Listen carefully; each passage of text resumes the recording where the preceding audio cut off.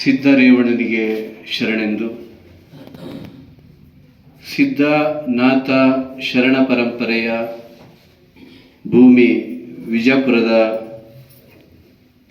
BLD ಸಂಸ್ಥೆಯ ವಚನ ಪಿತಾಮಹ ಹಾಗೂ ಅಳಕಟ್ಟಿ ಸಂಶೋಧನಾ ಕೇಂದ್ರದಲ್ಲಿ ಬಿಡುಗಡೆಗೊಂಡಂತಹ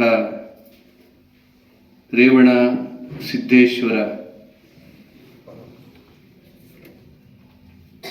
ಪರಂಪರೆ ಸಾಂಸ್ಕೃತಿಕ ಅಧ್ಯಯನದ ಸಭೆಯಲ್ಲಿ ಪಾಲ್ಗೊಂಡಿರುವಂತಹ ಕನಕ ಶ್ರೀ ಪ್ರಶಸ್ತಿ ವಿಜೇತ ಡಾಕ್ಟರ್ ಕೃಷ್ಣ ಕೋಲಾರ್ ಕುಲಕರ್ಣಿ ಅವರಲ್ಲಿ,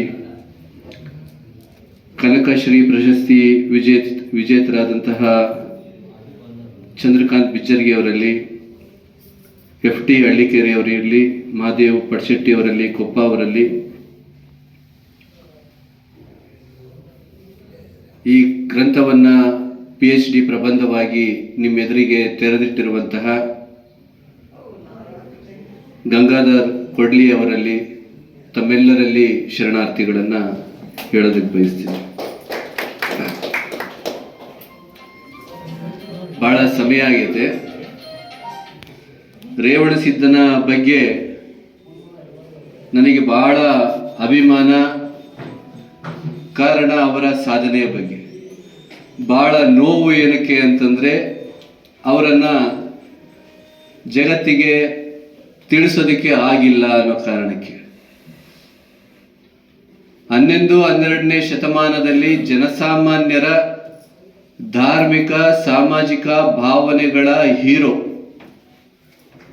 ಆಗಿದ್ದಂತಹ ರೇವಣ ಸಿದ್ಧ 20-21ನೇ ಶತಮಾನದಲ್ಲಿ ಇನ್ನೂ ಹುಡುಕಾಡಕತ್ತಿದ್ದೀವಿ.